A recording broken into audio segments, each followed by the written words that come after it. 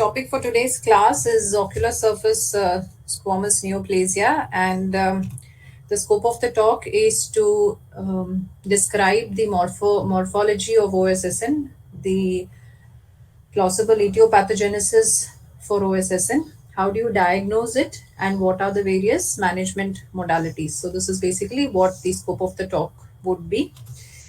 As far as morphology of OSSN is concerned, they're broadly categorized into placoid, nodular, and diffuse lesions. And in the placoid variant, you have the papilliform, gelatinous, and leukoplakic lesions. Scleral invasion is seen in around 30 to 37% of OSSNs, intraocular invasion in 11%, and intraorbital in 11 to 15% of OSSNs. So these are the various placoid lesions of OSSN. This is more papilliform, this is more gelatinous. These are several variants of OSSN and their manifestations. This is a leukoplakic patch which has been excised, and this is a nodular OSSN which has a more stuck on kind of an appearance, and this is the same eye post excision of the lesion. So the morphological type of ocular surface squamous neoplasia that is most indicative of a squamous cell carcinoma is basically the nodular variant of OSSN. We will be discussing what CIN means and what squamous cell carcinoma means as we go along the rest of the class. This is a corneal intraepithelial neoplasia, where if you can see the magnified portion of the slit lamp photograph here, you can see the lesion which has these classical fimbriated edges which are better delineated on even fluorescein staining, and they will be highlighted even on rose bengal staining.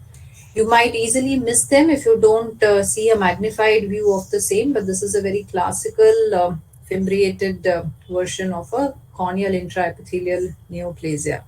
Now, we all know that OSSN originates from the limbus, and the features of OSSN which are suggestive of a limbal origin include the fact that most of these lesions they develop in the interpalpebral fissure along the nasal limbus, where you tend to have more crypts, less melanin, and more UV light which gets focused because of the total internal reflection that occurs. There is usually a circumferential involvement of the lesion, which indicates that it tends to spread along the limbus, and it also spreads vertically from the basal cells upwards.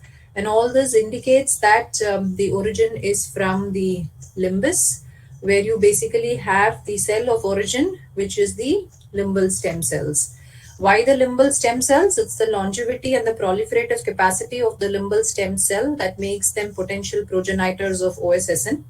And you have the multi-hit model, or the older age groups that are affected, which indicates a cumulative mutation that occurs over the age in these proliferating stem cells. And the oncogene mutations which occur in these particularly dividing cells, they pass on the mutations to their progeny. What are the key events that occur in the limbal stem cell that ultimately leads to formation of a carcinoma? It is very similar to carcinomatous changes that occur anywhere in the body. You tend to have a non-lethal DNA damage, which is further exacerbated by the UV radiation, the UVB rays. So what is noted is that if you have spent more than 50% of the time outdoor in the first 6 years of life, if you live within 30 degrees of the equator on either sides, if you're of fair skin or pale irides, you can be at an increased risk for developing OSSN. Reactivation of latent HPV infection is known to cause OSSN, but interestingly, the large series of patients from the Indian population that was specifically looked for HPV was absent. So as far as our population is concerned, we cannot really point a finger towards HPV. There is a failure of DNA repair mechanisms which allows the mutations to continue to persist and be passed on to the progeny. And when you have reduced immunity, you can again have a flare up of the carcinomatous changes and mutations in the stem cell. So these are the key events that lead to a carcinomatous change or a mutation in the stem cell. So once you have a carcinomatous change or a mutation, what are the downstream events? There is uncontrolled replication of these cells, which is why you end up having a mass lesion that is formed. And then to support the mass lesion that is formed, you need to have new angiogenesis, which happens because of the VEGF that is secreted by these cells. Because in the absence of blood vessels or new blood vessels, you will have the lesion can only increase to a size of 2 millimeters. Any lesion that grows beyond 2 millimeters requires the presence of new blood vessels and angiogenesis. And these are what you will appreciate clinically in the form of feeder vessels. And then subsequently, you can have metastasis, whereby the lesion spreads outside the organ of origin. The peak incidence is seen 16 degree is seen in the geographic location of 16 degree south latitude. Curiously, OSSNs are usually unilateral and there are no laterality preferences for either the right or the left eye. Now, why the focus on OSSN? You have several ocular surface tumors, but the focus is primarily on ocular surface squamous neoplasias because these have a much more common occurrence. The further increase in their occurrence is due to the higher prevalence in patients who have HIV. And if you look at the statistics, CIN accounts for 39% of all malignant and pre-malignant conjunctival lesions. OSSN accounts for 14% of ocular surface tumors compared to the other statistics that has been highlighted over here. The spotlight of controversy is on OSSN, especially since the advent of topical therapy, because this bypasses the AJCC classification for tumors. And there is a lack of clear guidelines for choosing one management modality over the other. That is, in this situation, surgery over topical chemotherapy. Now let's begin with a case scenario such as this, where I have delineated the extent of the lesion. This is the same patient, same eye, two different gazes. You can see the inferior extent of the lesion and you can also see the entire extent of the lesion, including the corneal invasion, as well as the limbal, as well as the beyond the limbal involvement that is there in this patient. So in an eye, and clinically, this is something that looks like OSSN. So what are the options that we have in a situation like this? Would you want to consider a surgical excision or would you want to opt for topical therapy? And if you opt for topical chemotherapy, then you further have various options in the form of mitomycin C, interferon alpha, and 5-FU. Which one would you choose if you're going to opt for topical chemotherapy, and how do you choose between surgery and topical chemotherapy? And would you opt for chemotherapy or would you opt for chemo reduction? So what do these terminologies mean? Chemotherapy is when you treat the patient with topical therapy and it completely resolves, it's called chemotherapy. When it partially resolves, it's called chemo reduction. So you've been able to reduce the size of the lesion with the help of the topical therapy, which is what is called as chemo reduction. Now, surgical excision. How do you take an informed decision about whether you would want to surgically excise a lesion or whether you would want to consider topical chemotherapy? So what are the advantages of surgical excision? It has always been what we call as the gold standard in the management of OSSN. It offers quick resolution because all you need to do is do the surgery and you have removed the lesion. And it is also what you term as diagnostic treatment. So by removing and excising the lesion, you're treating the lesion, and at the same time, it also allows itself for diagnosis in the form of histopathology, which will tell you what it is that you have removed from the eye. But what are the possible disadvantages of surgical excision? It may leave behind residual unrecognized disease. What does that mean? Now, this is a lesion that looks clinically to be confined to the borders of this elevation. But at times, if you do stain the patient with rose bengal, you might be able to identify the extension of the involved cells to being beyond your actually delineated margin on the lesion. So there is a possibility that you may have unrecognized subclinical disease which is present even beyond what is obvious, and this is something that you may leave behind, and that is what is known as leave behind residual unrecognized disease. In the earlier picture that I showed, that I will subsequently continue to show as to what we did for that particular patient, if you have a lesion that's involving the entire limbus, like the picture that I showed you earlier, and if you decide to surgically excise the entire lesion, then what is the risk that you land up with? When you are touching the entire limbus, you have the risk of limbal stem cell deficiency, of creating what is called as an iatrogenic LSCD. When you're removing a very large lesion, or even a localized lesion for that matter, you can end up having some amount of conjunctival scarring. A surgical excision is always done along with cryotherapy. You can have the side effects of cryotherapy in this eye, and any infection, any surgery is associated with a risk of infection. So these are the possible side effects of a surgical excision. The risk of recurrence with surgical excision when you're dealing with a conjunctival intraepithelial neoplasia, when you do just a surgical excision, is as high as 17 to 24%. For squamous cell carcinoma, it's 30 to 40%.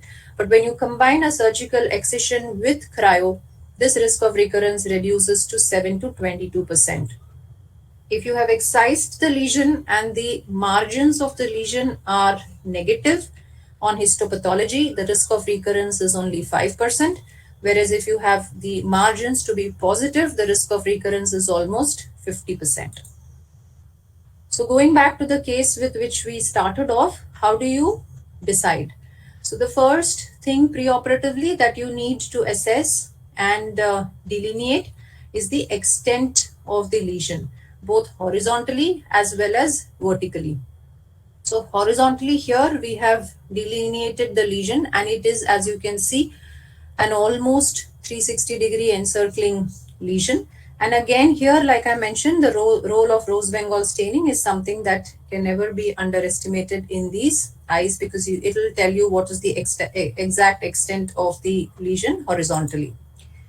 It is also important to understand what the vertical extent of the lesion is, and this can only be judged by means of an imaging in the form of either the anterior segment OCT or the UBM.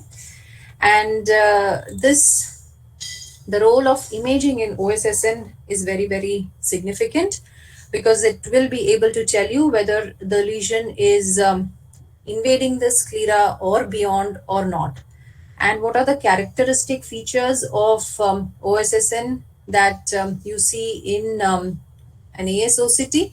So here, your epithelium, this is a lesion which you can appreciate on the ASOCT. So one, it is a hyperreflective epithelium. You will have an abrupt transition between the normal and the abnormal epithelium, and you will have a very significant thickening of the entire epithelium. So what you need to understand is that an ocular surface squamous neoplasia is a lesion which originates in the epithelium, and therefore when you look at it clinically, you will not be able to discern the normal conjunctiva. So the conjunctival epithelium itself will be involved, and that is what gets mirrored or reflected in the ASOCT also, wherein your epithelium is what is involved. When you see involvement going down into the deeper layers, it gives you an indication of the fact that there is an invasion into either the sclera or the intraocular structures. As you can see here, this is a nodular pigmented lesion wherein the UBM is showing evidence of scleral involvement, but there is no intraocular extension. Compare it with this situation where you can see the intraocular extension of the lesion. You can see it in the anterior chamber on the slit lamp itself.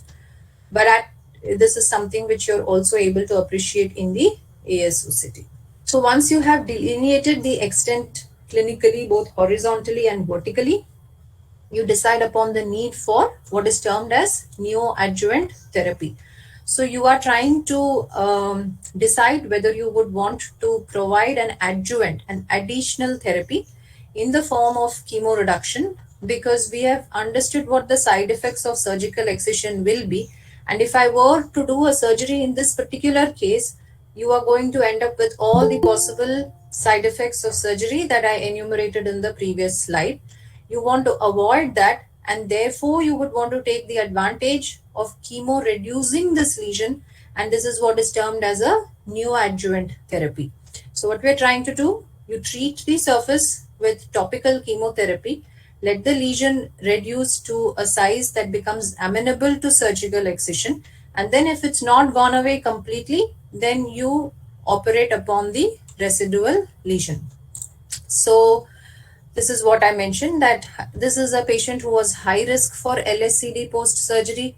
What was important was that there was no scleral invasion on OCT. So it's not yet gone into the deeper coats. So you do not have to opt for a surgical excision, which you will have to if there is scleral invasion. So in this case, we were able to plan for a chemo reduction. And here you're able to see the eye. We have used mitomycin C 0.04% in this patient, 2 cycles in 2 months, and you can see the drastic response of the lesion to the topical chemotherapy in a span of 2 months. This is July, this is September.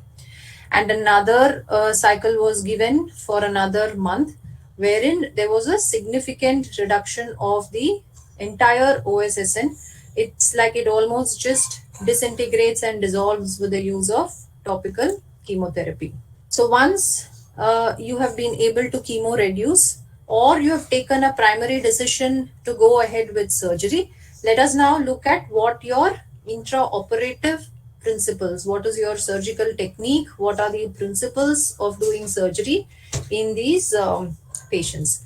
So you can see in this particular case, wherein I'm going to show you the video for how you would excise a lesion surgically.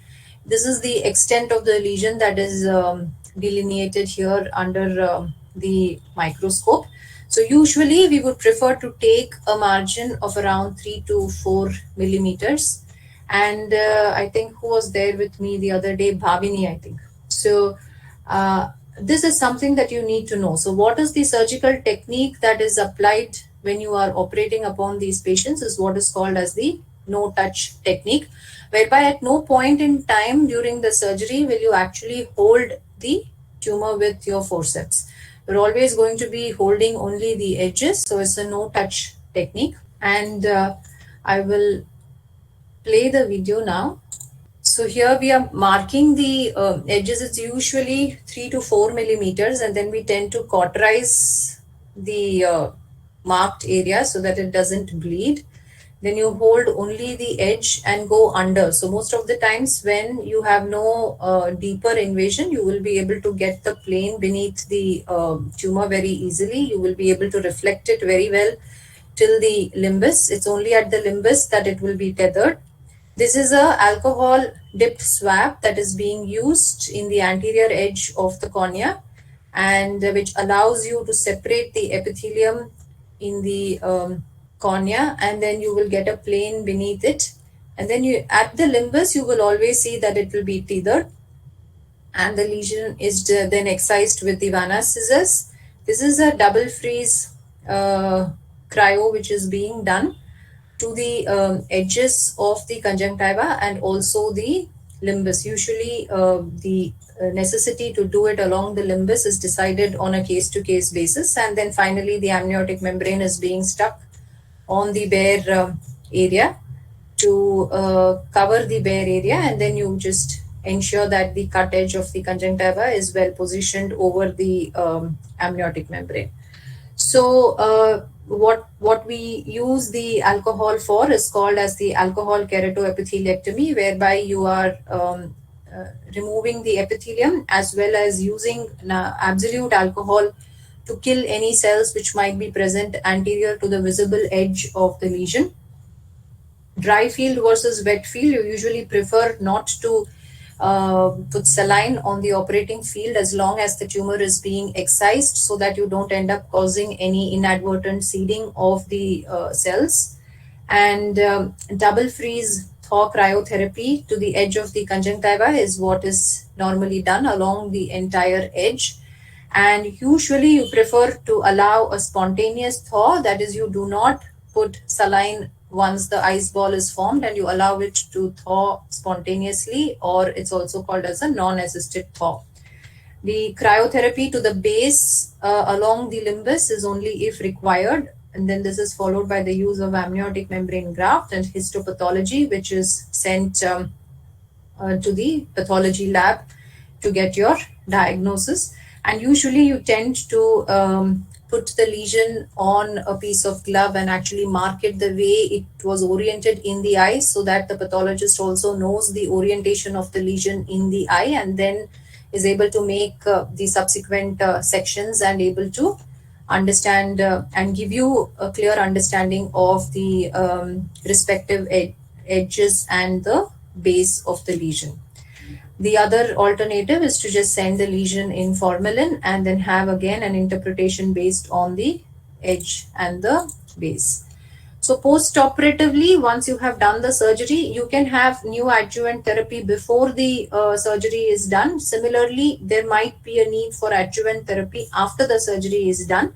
If at all you end up having the edge showing, the positivity with respect to the cells that are being identified in histopathology, you can have the base to be positive. So when you're reading a histopathology report, what you need to know is, are you dealing with a conjunctival intraepithelial neoplasia, or are you dealing with a squamous cell carcinoma?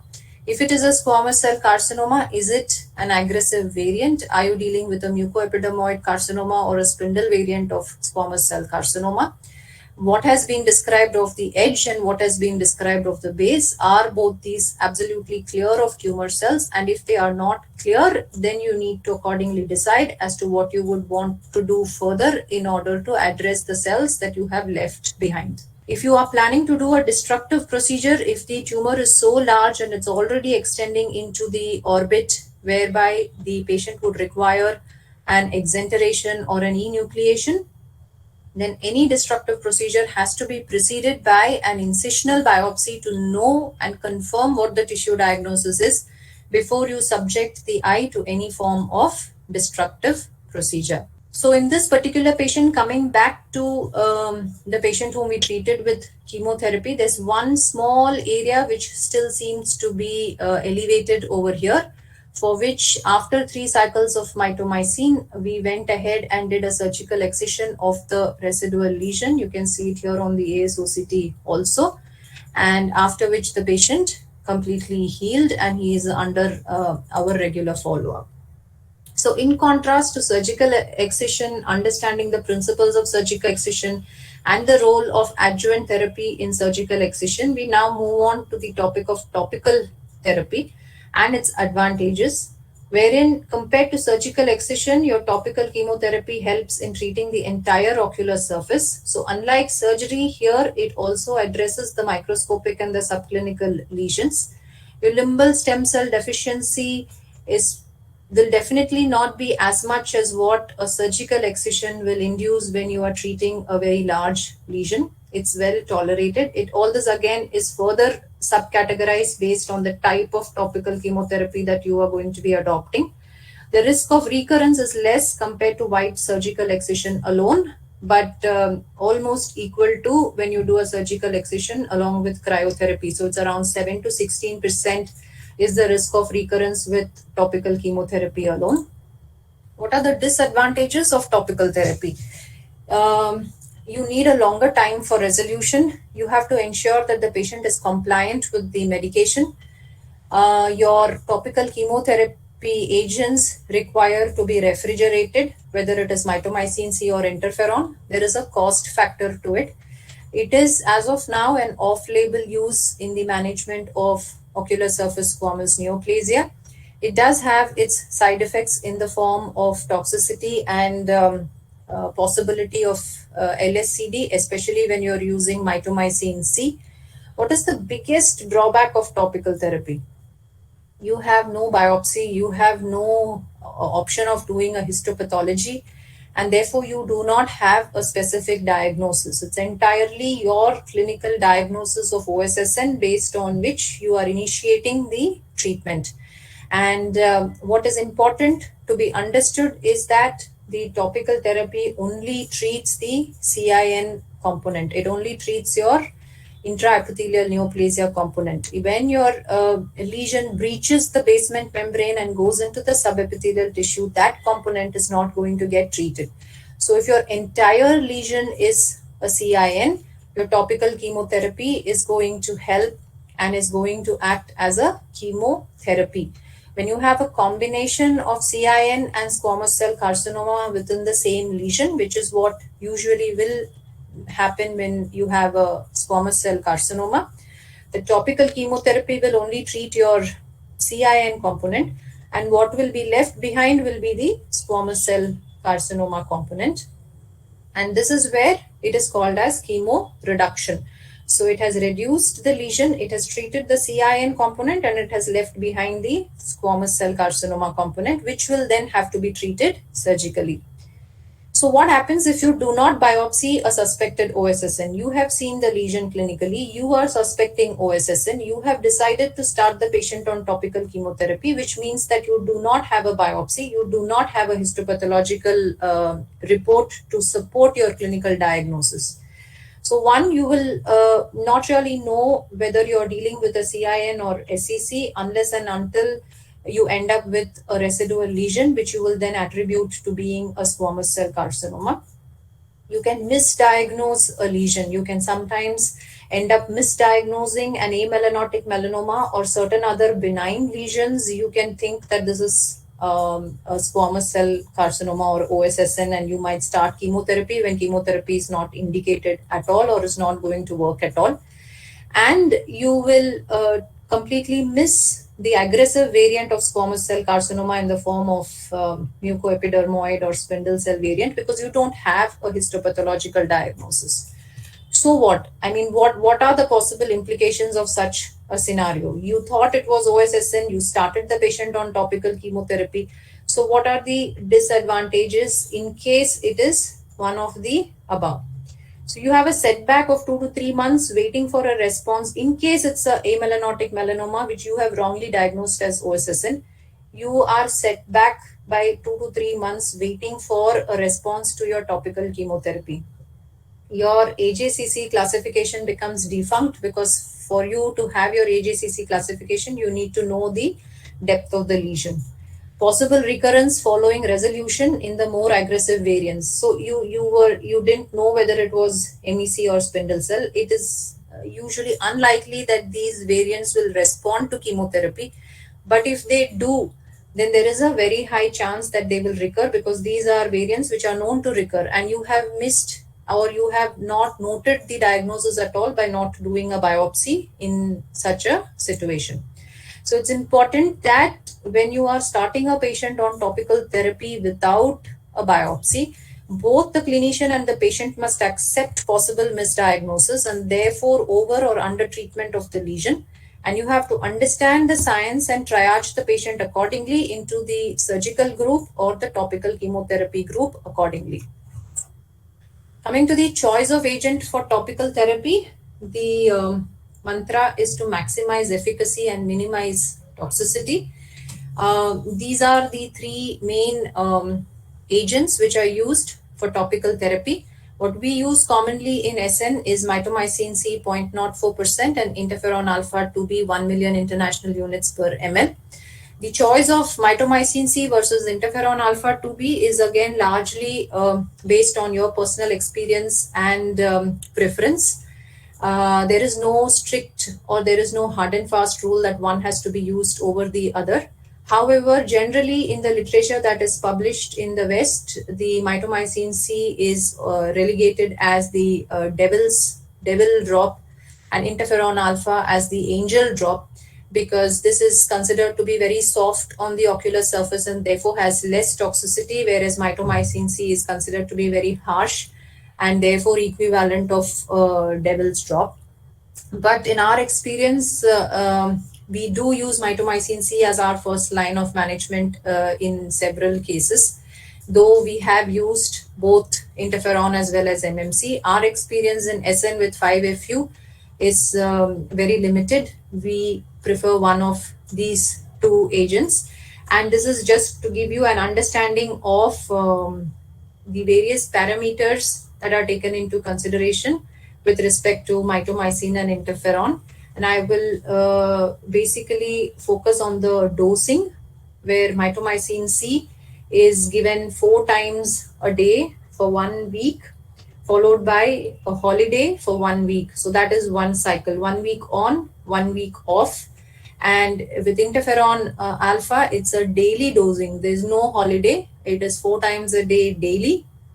And the resolution is rapid with mitomycin C. It is slow with interferon alpha. And refrigeration is something that is required for all three, though may not be mandatory for 5FU. So this is just, so the mean time to resolution of lesions is 2 to 3 cycles for mitomycin C. That is somewhere around 1.5 months. And for interferon, the mean time to resolution is around 4 months. So that is the amount of time that it takes. This is to give an approximate idea of the cost of the treatment for 6 months, if you consider for 6 months. And this is the cost of treatment for 3 cycles. So this is just a table that in a single glance gives you an idea about all the 3 agents that are used for topical chemotherapy. So topical mitomycin C, or for that matter, topical chemotherapy, does not work for subepithelial lesions, basically because of the lack of penetration. These are some of our clinical scenarios wherein topical chemotherapy has helped resolve the lesion completely. Because interferon acts via immunomodulation, it acts via the immune system of the patient. The terminology that is given to interferon therapy is also immunotherapy or chemotherapy. So here you have a complete resolution of the lesion after the use of interferon for 5 months. And these are some cases where the lesion has resolved completely with either mitomycin C or interferon. This is a patient who developed mitomycin C toxicity.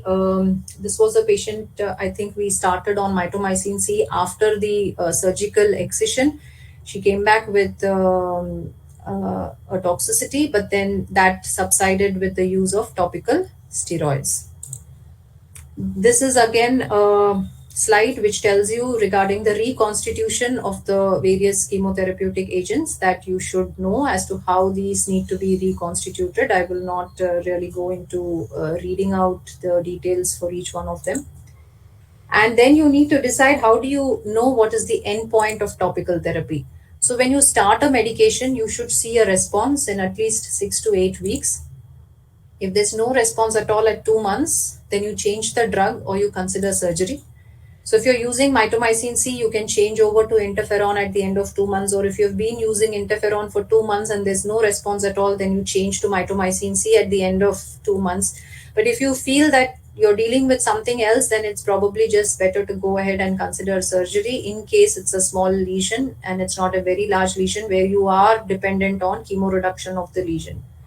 What is clinical resolution?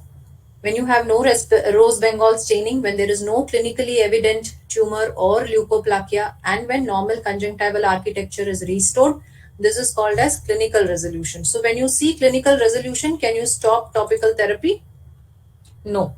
The endpoint of treatment is clinical resolution plus another 6 weeks of interferon, clinical resolution plus another 2 cycles of 5FU, and clinical resolution plus 1 more cycle of mitomycin C. Why do you need to give the chemotherapeutic agent for a period of time after you have noted clinical resolution, because abnormal cells or subclinical disease can still be present in the eye in 18% at the end of clinical resolution, and it is to target this percentage of residual cells that you need an extended treatment with the chemotherapeutic agent. And of course, if there is appearance of complications, you either change the medication or consider surgery. Specific situations for topical therapy, I again, the first choice of drug, will it be interferon, will it be 5-FU, will it be mitomycin C, is the choice of the treating surgeon or the oncologist. One thing that I would like to mention here is the mucoepidermoid variant of squamous cell carcinoma. Mitomycin C may not have a role at all because it usually tends to be non-responsive to mitomycin C. When you're doing a prophylaxis in patients with xeroderma pigmentosa who are known to be prone to developing recurrent ocular surface squamous neoplasias because of the defective DNA repair mechanisms, these are patients in whom we use interferon twice daily indefinitely, and this is something which is called as chemoprevention. So you have chemoreduction, you have chemotherapy, and you have chemoprevention. And in immunosuppressed states, you tend to defer interferon because interferon acts through the immune system. And if the immune system itself is suppressed, then interferon might not really have a role to play. Perilesional injection is always using interferon. And again, the dose here, it can either be a single shot or weekly or monthly. There are variation in recommendation, and you can follow what an individual is more comfortable with based on patient follow-up also. So this is just a case to highlight a patient of xeroderma pigmentosa with OSSN, corneal OSSN with deeper involvement. In fact, even an intraocular involvement that was noted intraoperatively, and a PK had to be done. But this is just to highlight the series of follow-ups over more than 5 years to show that the well-managed patients can be taken care of and visually rehabilitated, as well as the stress upon preventing recurrence and managing recurrence if and when it occurs. This was a squamous cell carcinoma. So when will you not opt for topical therapy? When there is invasion into ocular coats, when there is an intraocular invasion, when there is an intraorbital invasion, when the lesion is very small, you can give, but sometimes it's just better to excise it and get it off. When you know the patient is not going to be compliant, when you are unsure of the diagnosis or doubtful, it is always best to do a surgical excision because that will tell you what you're dealing with. In a rapidly growing lesion, you don't want to miss out something, so it's best to surgically excise it. A nodular lesion, which already tells you this is squamous cell carcinoma and therefore will not be amenable to treatment with chemotherapy. Whenever you start the patient on any form of therapy, the patient has to be clearly explained regarding the choice of choosing surgery versus chemotherapy. It's not something that you impose upon the patient, unless, of course, you explain to him the benefits of chemo reduction. But otherwise, for a chemo small lesion, chemotherapy versus surgical excision, it is also the patient's preference which needs to be taken into consideration, the cost factor and the access to care. So there may be patients who might just want to get it surgically excised and be done with it rather than keep coming back for follow-ups with topical chemotherapy. The indications for topical chemotherapy are when it's very large, when you want to chemo reduce, when it's multifocal, when there are multiple lesions, you can't go around surgically excising each one of them. When there's a recurrence after multiple surgeries, and when, of course, when it's chemo prevention, there is nothing else that you can do except for giving topical therapy. When you have a lesion that is left behind, in spite of surgically excising, in spite of your chemo therapy, which has invaded the deeper layers, then this is a situation where basically there is a role for what is called as plaque brachytherapy. When you have base positivity, when there's scleral invasion, angle invasion, invasion up to the ciliary body, you can have a good resolution with plaque brachytherapy, wherein one of the only major side effect is a cataract. But otherwise, amongst the people who routinely do plaque brachytherapy, the outcomes are quite good. And we have had a few of our patients who have undergone plaque brachytherapy, and we have seen good results with the same. So going to the basics of the OSSN, after you have understood the clinical presentation and the various options that you have for treatment, I think the one thing that you need to know is that the cell of origin is the limbal stem cell. This is what becomes dysplastic, and then you can have a neoplastic mutation as long as it doesn't breach the basement membrane and remains limited only to the epithelial cells. It's called a conjunctival intraepithelial neoplasia. And the minute it breaches the basement membrane and goes under, it is called a squamous cell carcinoma. So this is the difference between CIN and SCC. This is where topical therapy works. This is where surgery works. This is what is called as tumor in situ, and this is what is staged as T1 to T3 in the AJCC classification.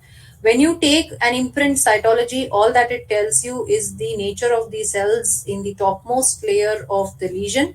It does not give you any indication as to what is happening below. So clinically on the slit lamp, with the help of imprint cytology, you will not be able to tell whether you're dealing with a CIN or a SCC unless and until there is a very, very clear invasion of the underlying codes on your imaging techniques. It is only and only histopathology which will tell you whether you're dealing with a CIN or SCC. And very rarely, these are some of the parameters that are given as parameters which indicate SCC on clinical examination. If it's diffuse, if the basal diameter is more than 10 millimeters, if the thickness is more than 1 mm, and if it's a nodular lesion, these are indicative of SCC, but you cannot be sure. So here again, this is what it means, that clinically you cannot differentiate a tumor in situ from a T1 or a T2. And the depth is something which can be assessed only on histopathology. And invasion of adjacent structures includes your cornea and your limbus, which is what differentiates your T1, T2 from your T3. Beyond that, it is very clear. Invasion of the orbit and invasion of the bone and all that needs no two thoughts. It's only with these initial stages of the disease that you have a confusion, and which is why the reason for misinterpretation is that a conjunctival CIN with a corneal CIN may get wrongly placed in T3, whereas it's actually only a CIN, whether in the conjunctiva or in the cornea. And no rationale to use this classification for topical therapy. A lesion which is more than 8 millimeters is placed in T2, but it may only be tumor in situ based on histopathology. So there could be a systematic miscategorization of carcinoma in situ with the use of AJCC classification. This is again to show you what are all the parameters that you need to assess when you're doing a slit lamp evaluation or a complete evaluation in these patients. Along with when you're following up, you need to look for any change. This is mainly for nevus, but this is how we approach any of the ocular surface tumors, and this is the drawing which should ideally be done in these patients to give you your broad overview. These are the points that you need to ask for in the history of the patient, all the risk factors to developing OSSN, cigarette smoking, exposure to petroleum products, immunosuppression, post-transplant, Sjogren's syndrome, family history of cancers, sun exposure with occupation and hobbies, other cancers, past history of cancers. So this is all that needs to be asked in history. Intraocular extension with OSSN usually occurs most commonly in HIV and in the more aggressive variants. And again, HIV and OSSN is something that you need to be aware of. And HIV screening is recommended for all age groups as well as rapidly growing lesions. This is one situation where you will defer interferon, and a lifelong annual follow-up is required in these patients who develop OSSN.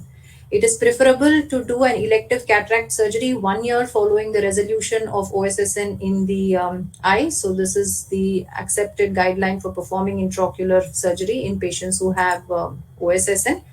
And the role of SLET in these eyes is we have had an experience of doing, since we know that these are eyes which will develop limbal stem cell deficiency, especially when you're dealing with a very large lesion, You can prophylactically do a limbal epithelial transplantation in these patients, which will help the surface recover faster. Though this is something which might not be very, very yeah, important to you from your exam point of view. This is a pigmented OSSN. It's not a melanoma, it's a pigmented OSSN, which is basically nothing but a colonized tumor where the malignant component is the squamous cell carcinoma and the pigments are only the melanin which colonizes the OSSN. The pigmented part is not malignant. And to just end, if somebody can tell me how you will treat this ocular surface squamous neoplasia. This is a patient. What would you want to do for this? Anybody can open the mic and respond. I think this is the last slide of the. Ma'am, we would want to know the depth invasion. It's a very huge lesion, and you're able to see that it's. I don't know. This is clinically what I'm seeing, and it's not showing invasion into the coats at this point in time.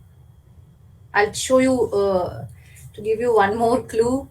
I mean, would you want to do a chemotherapy for this, or would you consider doing a surgery, or would you consider doing an incisional biopsy? What would you? Ma'am, if it is not invading the coats, as in sclera, then we would go for chemo reduction first and then plan on surgery further. Okay. Anybody else has any different opinion? So this was a tumor that we saw way back. Probably this was one of my very, very early tumors, maybe 2004, 2005. So at that time, topical chemotherapy was not something which was being done. This is post the surgical excision, whereby I was able to excise the lesion. But can you see how does the conjunctiva look here on top of the lesion? Does it look like it's an epithelial lesion, or how does does it look clinically look like OSSN? So this lesion actually turned out to be an amelanotic melanoma, and the patient actually further required an exentration in this eye. So this is to show you that how you can get confused with a lesion that can mimic OSSN, and these are the things that you need to be very, very careful about when you take the decision of going ahead with chemotherapy versus surgical excision. So that was about the class on OSSN. I will stop sharing the screen, and if there are any questions, comments, then we can. So if there are no comments, I just want to say thanks to Geeta because we were supposed to do this class. Thank you so much, Geeta, both for doing the class and doing it very beautifully and extensively. One or two points that I would like to add for the benefit of postgraduates. I think I understand there was an exam case last time of OSSN. So when you are asked to evaluate a case and if you have some experience about the fact that you're dealing with an OSSN, I think a couple of things that should come to your mind is I think when they ask you about the approach, you must be able to tell them about the history, and most importantly, quickly you may have to look for any of these or ask for any of risk factors like systemic risk factor, which you beautifully highlighted. Irrespective of the age, especially in younger patients, you want to ask for history relating to HIV. And the other important thing is a quick cursory examination of the skin to rule out xeroderma. Okay, that's probably two important things. The other thing will be any history of systemic immunosuppression, say for a renal transplant or steroid use for rheumatoid arthritis. So these three things will be important from the examination perspective. And I think as far as the ocular risk factor is concerned, one of the important things that has been described as the steroid use, besides some other form of surgery where the primary diagnosis has been missed, and then the patient comes up with a aggressive recurrence. When you're evaluating these patients, I think it's important that you look at the vertical and horizontal dimensions and the height, which of course you can't make out on clinical examination. So for that, you will need investigations both for understanding the height and also the depth of the lesion. So when you're evaluating this lesion, remember that you have to have a morphological diagnosis. Most commonly, it's either a leukoplakic nodule or a gelatinous lesion, or it can be a nodular kind of elevation. So that's one possibility. The second thing is the histopathological diagnosis, which she clearly highlighted, will happen only with the tissue diagnosis. So the vertical and horizontal dimensions, the location at the limbus will tell you that you're probably dealing with a OSSN.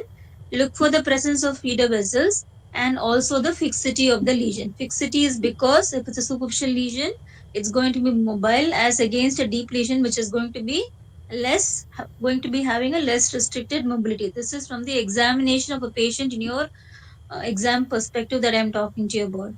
So I think then rose bengal. So if you're asked how will you proceed further, I think the extent of the lesion, all those things that she highlighted. But I think next thing that you will also want to know if there is a restricted mobility is also to look for the notes and do a rose bengal staining. You're not going to be able to do it. Just have to remember that you have to speak about these things in your exam. About the role of impression cytology, she clearly highlighted that it does not tell you the anything beyond the fact that you have an altered morphology of the cells. So it's not going to be able to differentiate whether you're dealing with a carcinoma or a dysplasia.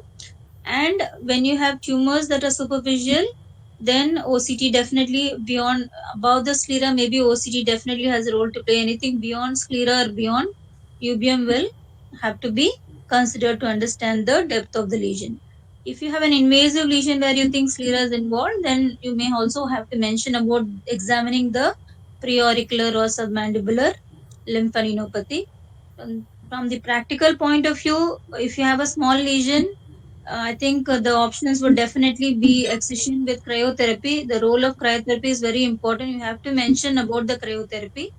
And of course, frozen section is something that is not considered routinely unless you have an invasive lesion, say scleral invasion, or you want to get a base clearance, or is a nodular lesion or a tethered lesion. So we are not doing routinely frozen section in all the patients. Remember to mention that you want to send the specimen for a histopathological diagnosis so that you know what you're dealing with. I think chemotherapy and all has been beautifully highlighted by Geeta. You may only have to know about the options that are available. What we have here is, like she said, mitomycin most oftenly that's being used, and of course, interferon in certain cases. Cost is an important deterrent as against the morphology of the lesion, where mitomycin works very well for papillomatous lesions and the response is much faster, but toxicity is a concern. Anything else that anybody would like to know? Otherwise, thank you so much, Geeta. It was a beautiful class. Thanks, ma'am. I think it's if I mean from the practical point of view, if you people want, then maybe one of you can the exam going batch can have something like a case presentation Yeah, whereby you can present and then we can tell you as to how you need to go ahead presenting a particular case. yeah, yeah. So I think just recap whatever has been taught to you today, both clinically and whatever has been discussed. And then before the exam, I certainly think you should come up with one case presentation that we will be able to help you with. That's very important. Komal and I did a podcast also on OSSN. Some of you are interested can also go over that. Um, I don't know. Komal, you can probably, if somebody is interested, you can tell them how to You access can it. circulate it within your group so that everybody hears to it once. Thanks, Geeta. Bye. Thank you, ma'am. Thank you.